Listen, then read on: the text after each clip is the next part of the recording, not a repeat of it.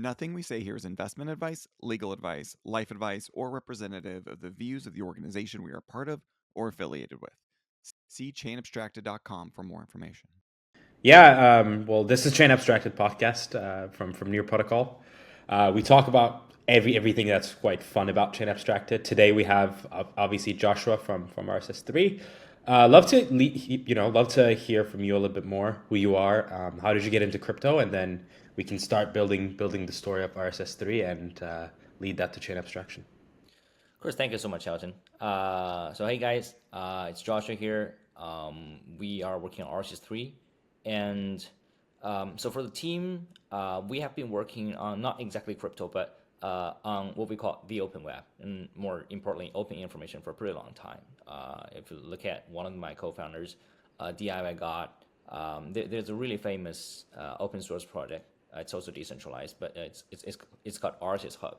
So basically, this is the biggest decentralized information network for RSS, right? So if you look at the history of the internet, RSS has played a really important role in especially in the beginning of the internet, and how information was distributed and standardized, and also it was I believe is one of the very first pioneers for building what became social media later on, where you got the basic sense of how you can subscribe to a specific specific content or specific source to get more information and updates afterwards.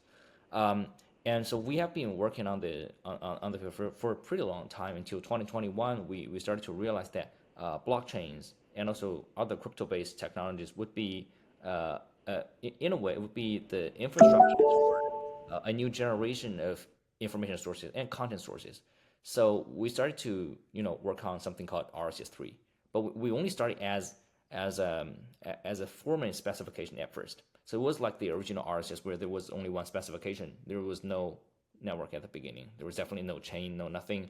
But we were looking at the trend, and we say, okay, so many things are happening on chain, and I think one of the core differences between the original internet and what we call Web3 now is that the technical stack, it's in a way it determines that the information that lives within the infrastructures cannot be permissioned, cannot be closed, right? So if you look at Web 1, that was relatively decentralized, but people can choose whether they want to do closed or open, and Web 2 is basically open and walled. But if you look at Web 3, then the technical stack basically determines that you can't be closed. So we believe that there's a new possibility for us to define a new type of specification, and at the same time, we do need a network to actually execute it, right? Because it's different from Web 1 and Web 2. So there are so many different protocols going on. We can see, socials, gamings, and especially in 2021, there was a lot of gamings and NFTs going on, and also different social protocols. There was no forecaster at the beginning. There was a couple more other stuff. There was Steam at the very first, and there was a couple more later on, and now we have Laser Forecaster. I think we're looking forward to seeing like more social protocols and applications, right? There was so many different infrastructures going on, and we're looking forward to seeing so many different innovations.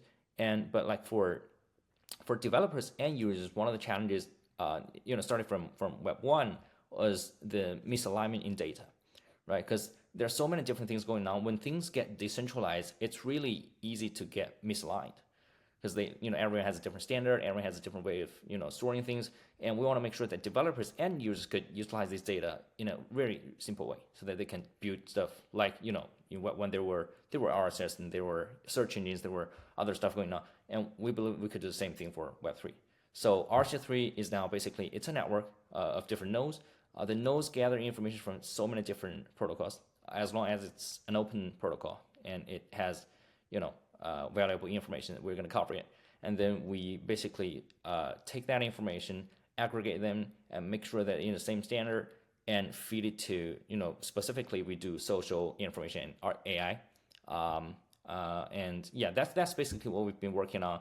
And the RSS3 network does come with a blockchain called the VSL, value sublayer, that basically handles all the money related stuff, financial related stuff that related to the network, and also to all of the activities happening within the ecosystem. And yeah, that's basically what we've been working on. And I think at the moment, RSS3 is the biggest information network in Web3 or crypto. I think this is not something like DeFi or GameFi that's been verified as a really big vertical, but this is something we believe could be really important for us to move to the next step and help the world to build a better internet. Yeah. Interesting. So you have, I guess, let me break this down. You have different nodes, right? They aggregate information from, I guess, it could be like, it's not an oracle, but it's basically just getting the feed information from everywhere, right? And Yeah. then those nodes are aggregated essentially that serve you pretty much like you create a feed, but you create a feed in a decentralized manner. That's why it's, I guess, like RSS3, which is RSS is like creating feed depending on whatever you want to follow, I guess, currently, right? And Yeah, then I think feed is one thing that we do, like especially at the very early stage. That was the first thing that we did. yeah. But later on, we figured out that when we have the nodes aggregating all the information on the open web, we Hmm. could do a bit more, right? For example, if you look at Google, that's exactly what they do, but in a centralized manner. They aggregate data and they try to use a Yeah. specific way for to distribute that information. So we do offer search trees as well. So I see. basically, it's kind of like Google, but you can search across so many different decentralized protocols just with the nodes. Yeah. Yeah, I mean, Google is a closed marketplace, right? I mean, essentially, they serve you what they want to serve. But in this sense, like RSS3 does, it's an open marketplace where plus like a sort of like a value layer, which like now I have this information plus I'm able to build sort of like I'm gonna say cryptoeconomic sort of Yeah, yeah, yeah. That's right. around That's it, right. Exactly. Yeah. and then serve that as a sort of a well, that's great. That's also a great background to kind of like link that from RSS, like RSS, which is kind of like this information layer um, to RSS3. So I'd love to hear more about, I guess, the value layer approach, right? I Of guess course. like that's not been the first sort of use case you guys have done, and then essentially started doing that. Like I believe it's last year.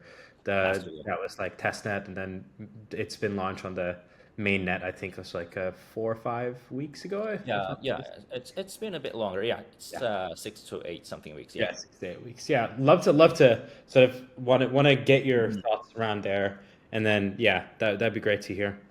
Yeah, absolutely. I think it's pretty interesting to see that a lot of different projects are doing chains, these days, right? Because like chains used to be, I think if we go back to 2021, that was a time when people were talking about how every product team would be focusing solely on whatever they build, right? So if you're information layer, you do only information. If you're DeFi protocol, you only do DeFi protocol. Your wallet, you do wallet. But I think if you look at what's been happening with the crypto space and the landscape in the past, and especially 1 or 2 years, we can see that things have been very different.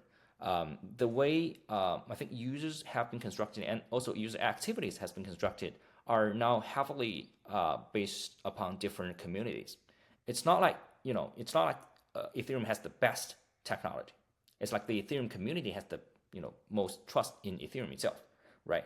So we can't say just Solana has better technology or Ethereum has better technology. It's not that case. It's like how we have a really good technology products to actually serve the users and the community that we stand for, right?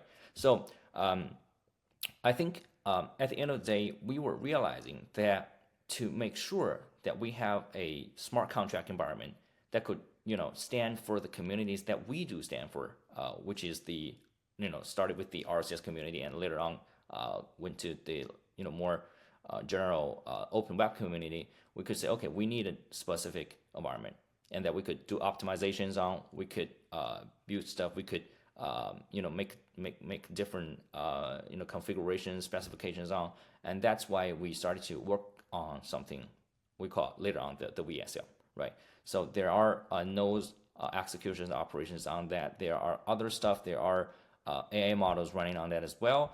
There are a lot of different other information related stuff. But I think at the end of the day, projects starting as technical or like technology focused, and now we're shifting to what we call like mission focused, right? So it's kind of like when we look at how Apple does things, they make sure that they have the best technologies for the sake of the product. And I think that's a similar thing here. We try to have the best infrastructures for the community that we stand for and serve for.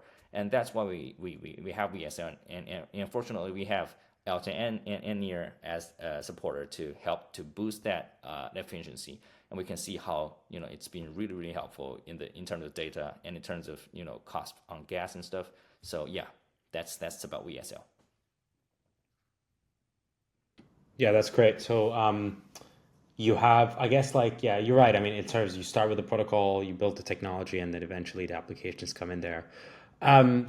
What's sort of so if someone were to listen to this, what are the things that you want to see people build on RSS3 to there in the value layer? Like, what are the things, like a builder comes in and I wish if I had the bandwidth, as Joshua yourself, somebody were to build this and you guys would love it, right? That'd be nice to think about. I think in general we don't really see the data sublayer or the value sublayer as really separate stuff, right? So we want to see things utilizing or products utilizing both of them at the same time. So that makes it more that makes more sense, right? If it's like a pure DeFi application, you might want to go to a different chain. So what we have been focusing on, I think there are three different aspects. The first part is about how the value sublayer could bring or could become an additional crypto economy layer for existing open web activities. For example, the traditional RSS has been long missing a way for economic circulations, right? I think this is one of the core reasons why it was in a way losing against centralized services.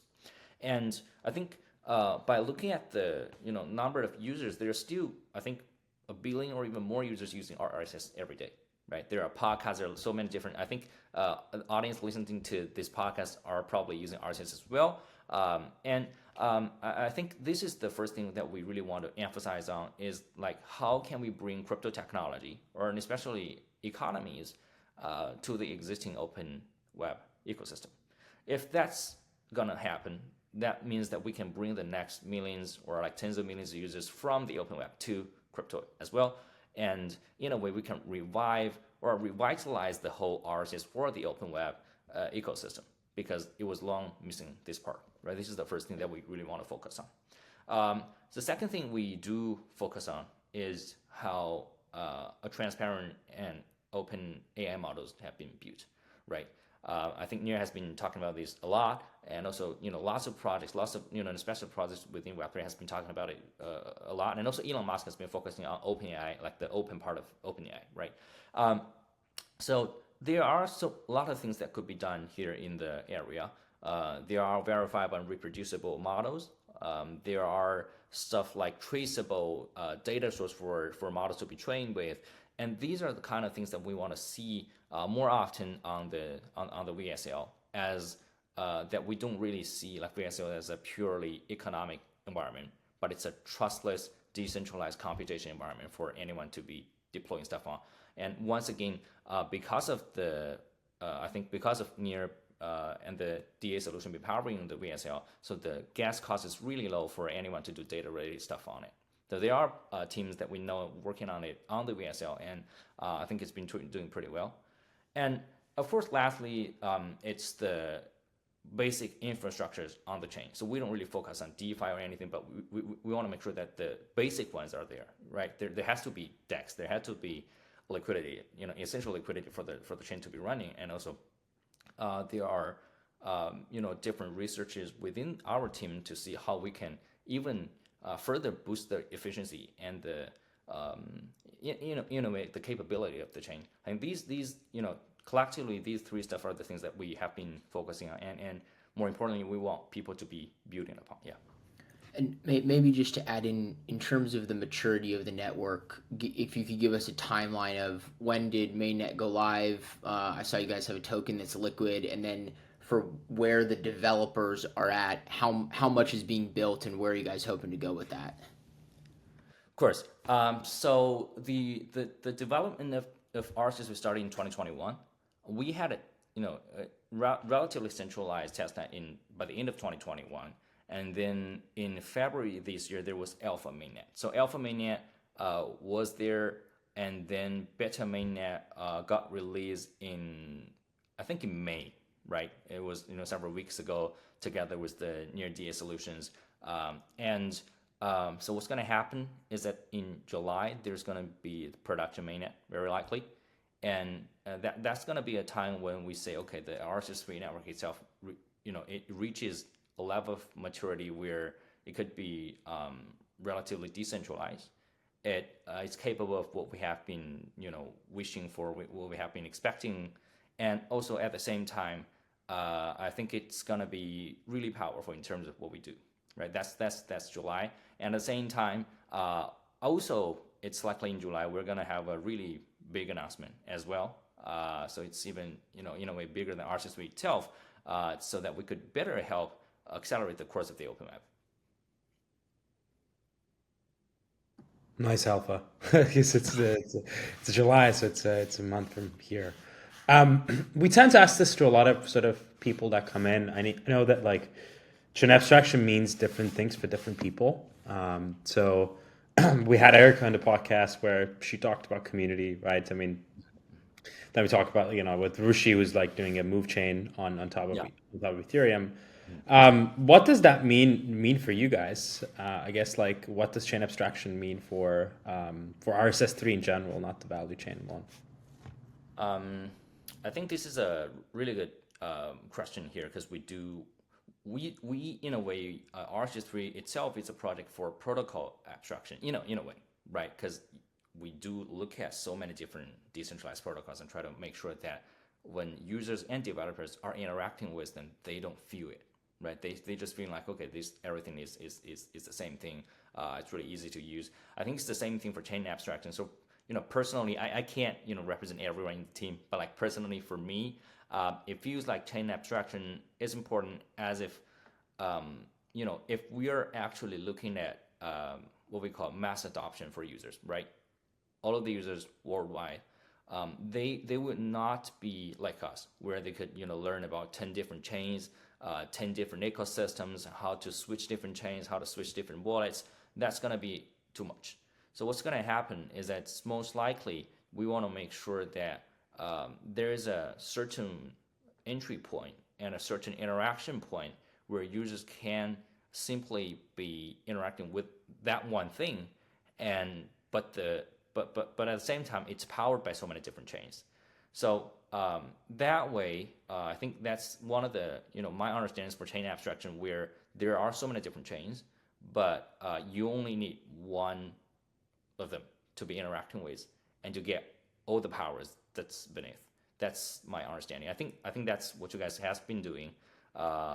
And if I remember correctly, you guys are the first one to actually come up with the thesis and the concept of chain abstraction. So yeah. Yeah, I think there's a lot of good. There's they evergreen.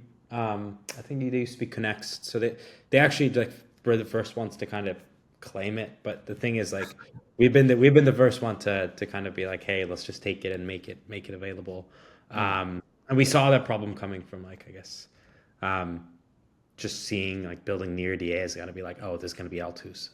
There's going to be a lot of L2s. I'd love to get your take on social. I mean, we've started. You mentioned a little bit about social apps at the beginning. We're seeing now, Lens like coming to ZK Sync, getting bigger. Farcaster is the same thing with like the Degen chain going popping up. What's your stance on this? I guess like what are the next steps that people are likely to see in social? I think I just read an article on like the decentralized social related activity has been hitting a history low point in the past month, right? There, initially there was Steam, there was Hive, and then there came Diesel. A lot of different innovations. In 2020, there was Mirror as one of the pioneers, and then we got Lens, we got Farcaster. I think by the time well, let's put it a different way. So when we were starting RSS3, we had this thesis that there will be coexisting so many different social protocols at the same time. They serve different communities, but they are open and permissionless and decentralized. because that's the requirement of Web3. So at the moment, we can see that there are so many innovations going on. I would imagine in 3 to 5 years, there will be 3 different systems coexisting in the Web3 social landscape. So there's gonna be the one that's created purely based on the Web3 community. Forecaster and Lens are the top examples. You can see how they have their core supporters, and the core supporters will be gathering more people. The characteristics is that they will be having the most average values from every user, because their users are trading users, their users are DApp users. But at the same time, they will be hitting a bottleneck when that group of people got to its limit, right? So there's certain 1 million, 2 million people who are actually concerned or actually interested in decentralized social and as core Web3 users. So this is the first part. The second system would be the Web2 system, where users are bridged onto Web3 or like onto decentralized technologies. I think one of the examples is Telegram, right? They have Tong. What they're doing is that they have a couple million, 100 million users, and they say, okay, we are bridging them to the Tong chain. This is something other people can't do. You can't just say, okay, I'm a third party, I want to bridge all the Telegram users to my chain. That's not possible. So that's the Web2. In a way, that's the Web2 approach. And also, I think there's going to be the third system as what we call the open web approach, where the existing open website, web page, and RSS, all of these kind of users would be added with a layer of value. And then these users could be bridged, because these users don't really belong to anyone. And socially, these users are much more decentralized than the first group of users, which are Web3 core users. There are pretty clear hierarchies in the Web3 core users, but there are not that much in the existing open web users. So that's going to be another group of people. And I think these 3 group of people will be forming different systems, and the systems would coexist within the whole social landscape. And then I think initially the world, like in general, the world hasn't quite recognized the values for decentralized technologies in terms of social itself. I think it's like clean energy, which takes a relatively long time for people to recognize, and also even governments to make laws to say, okay, you have to use clean energy, you have to be decentralized when you're building something like social media platforms, because these should be public good, right? I think that's where social is going.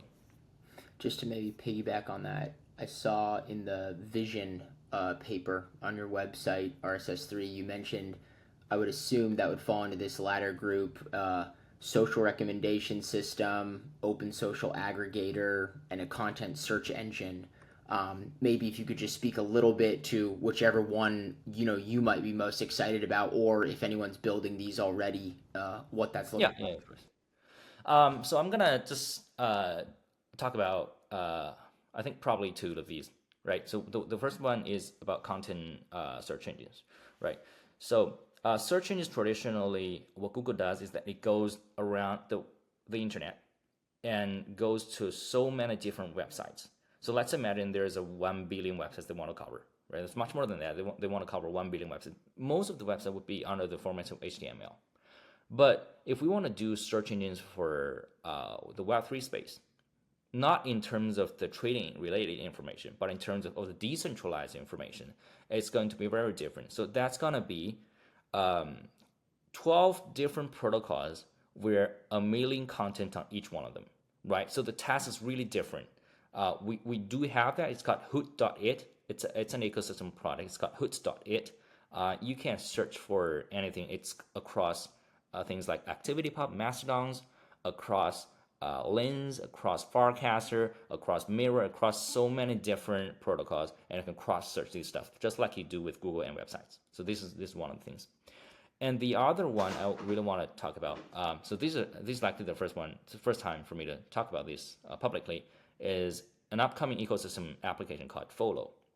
So it utilizes lots of the infrastructure that we built, and it allows it to get information from Web 1, Web 2, and Web 3 at the same time. And in a way, it's kind of like an application where the first tab would be social related stuff. It looks like Twitter, and the second one would be looks like TikTok, and the third one would look like YouTube, and the last one would look like Instagram, where it aggregates all the information, so you don't have to go to different applications. We imagine that in the future, when apps are open, when protocols are open, there would be a new paradigm where users and applications won't be differentiated by what kind of content they can offer, but how they offer this content. Because right now it's gated, right? So Twitter can't offer Instagram information, but we believe in the future that's going to be different, and applicants would be competing against each other just by how well they deliver the content and how well they deliver user experiences. Follow is one of the first applications trying to do that. It's got an information browser where it allows you to browse any information, Web 1, Web 2, Web 3, all out there. And also that one's going to be live in July for alpha test as well. Yeah, July is going to be big for us. That would be on mainnet, I guess, right? That's Yeah, cool. that would be on mainnet. Yes. That's cool. Okay, that's so you get this basically a layer where you can aggregate all this information and you can build sort of pretty much like economic incentives around it, right? Yeah, That's kind of how I think about it.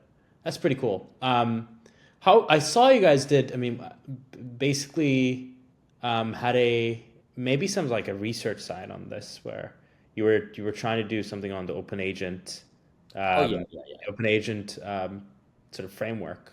Love to hear more about that. I guess that makes sense to me now that like if you aggregate all this information, you can actually programmatically build agents to do something for you on the value layer. But love to hear more about that and absolutely. It started when we were the first team to bridge Web3 information to the ChatGPT plugins when there were plugins at the beginning. And then we started to realize, as Elton says, that we have so many aggregating information, we could potentially do more, right? So we started working with, that was the time when we started work with different teams. For example, Lens, we had the Lens Copilot very early, where, this is where the, what we call the interoperability for decentralized social magic, that comes up. You can tell your Lens Copilot to say, okay, look at the holdings of my fans and my followers, and come up with something that would excite them, right? This is something that wasn't possible with Twitter or anything before within a closed system. But that was something at the beginning, and then we abstracted that framework, and we took it out and say, okay, we could probably use it for any of the blockchains. And doesn't have to be a decentralized social protocol. It doesn't really have to be a decentralized gaming.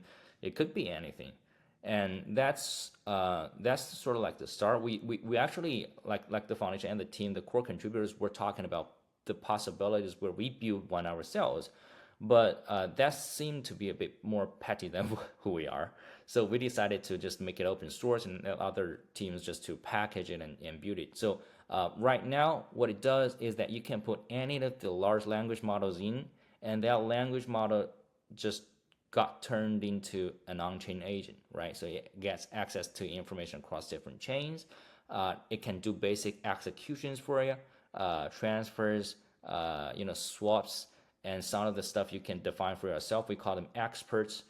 Where you can, as an open source developer, you can contribute experts. You can say, okay, this one does, does DeFi, the other one does gaming, and then the LM would be empowered to do the executing as well.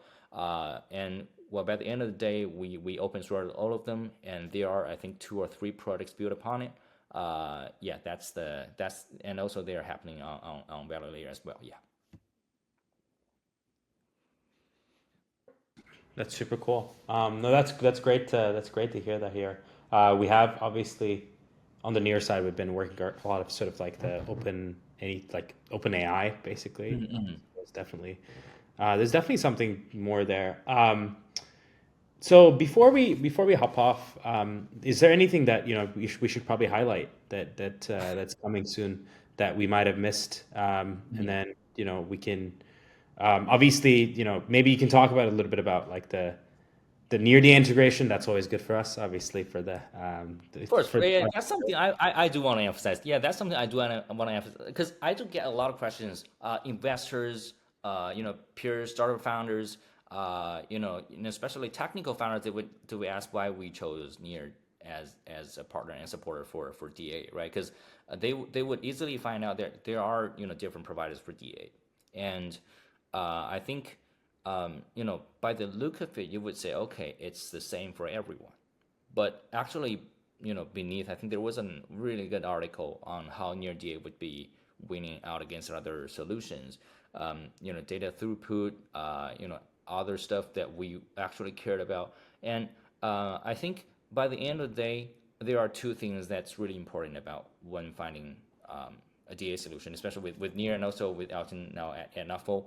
I think it's first of all is that the technical stability and the ability to execute. I think it's different when you look at a marketing material than when you're actually engaging and talking with the dev team and say, okay, these guys actually know what they're talking about. These guys actually know, what's the best for us. For example, we as a rollup, what's important for us, right? So this is one of the really important things to make that decision is that they are technically really strong, and we can be very much assured that there is going to be no problem going on with the integration and whatsoever. And secondly, I think Kate mentions this more than I do, but I think it's the people, right? So we want to make sure that at the end of the day, we're working with the people that we trust, working with the people that we're comfortable with, and working with the people that we believe are on the same mission as we do. Because I think I got to be very honest here. Near is one of the very few products that actually talk about the open web out there in crypto. This is just simply simply what's happening, right? So when we are trying to say, okay, if we do an open web narrative, we do an open web ecosystem landscape, kind of diagram, what kind of projects are we going to see? What kind of projects are actually advocating for something that's a better internet, a better, open web? And Near has been here for a really long time advocating for this, and I think this is really important for us because we want to make sure that we understand what we're building for. What community we stand for, and also why we're fighting. So that's, I think, collectively is something that got us to make the decision to go with Near from a very early stage and try to say, okay, when we actually deliver VSL, we have to make sure this is happening with Near. But yeah, for anyone who's building a rollup, I highly recommend. If you run into any problem, you can always go to Alton or even go to us because we're pretty familiar with technology as well. No, you guys did a great job, and the feedback has been that like Fraud has been out. These guys know what they're doing, so it's nice to when these integrations happen. Like we have kind of teams that like, oh well, we understand what they do. They understand what we do. Like it's just absolutely, yeah, absolutely, yeah. Yeah, you don't have to explain. Like it is amazing to work with them. This is what modularity brought. Like I was just gonna write a tweet about it today. It's like you have a bunch of like great teams come in. Like it's also chain abstraction, obviously, right? Like all these tier one teams, you can actually work with these tier one teams because like there's this modular thing that we can easily be part of your stack and we all win, right? So that's kind of been great in terms of like how I saw these things in this cycle. There's still kind of tribalism, but it is less than it used to be, which is absolutely great to see. Yeah. So just to wrap up, we've shortened time. Like, what else people should know more about RSS3, value layer, where people can go, what people should try, anything that like people should take in the Near community, because this is like predominantly a Near podcast. Yeah, of course. There's other folks, like I've been hearing people like pinging me, oh, I want to be part of this podcast because it seems cool. So love to hear before we close. So I think one thing is that we are always hiring. So if you are interested in working with the team, interested in building open information, open web, feel free to come to the career side and try to see what we're looking for. If you're a talent, you know what you're doing. It doesn't have to be a position that we list on the website. Just come to me, shoot me an email, DM on Twitter, of course. And also, I can't just say, okay, try any specific application because other apps would be mad at me. But as an infrastructure provider, we do have lots of listed ecosystem apps for you to try out on RSS3.io. So do go take a look. And I think Lastly, if you're interested in the status of the network itself, you can always go to explorer.rss3.io and try to see how many nodes are going on, how many tokens are got staked, whatever. And one last thing, so we talked about Google before. Google is running a node. So something we just published, but you can go delegate your tokens to trust them. Yeah. That's great. Real Well, quick, thanks. just one thing I wanted to throw in here. I think that it's sometimes really helpful for someone a little less in the weeds of what's going on in these, deep technical, data layers or the protocol layer abstraction going of what's being built, to just kind of get your input on how you hope to see the open web, the internet of value, evolve on like a 5-year time horizon. So you had mentioned Steam. I think that came out in like 2017. It didn't last. You have a very unique perspective being at the intersection of both the development of Web3 coming to your average person and also the AI component entering that kind of domain.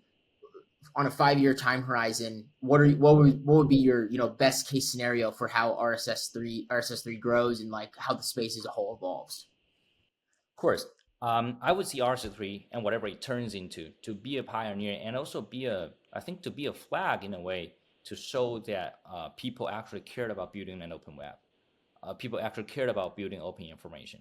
And at the same time, the best scenario is that the world, the internet does get more open than what it's right now, right? Because it was open at the beginning.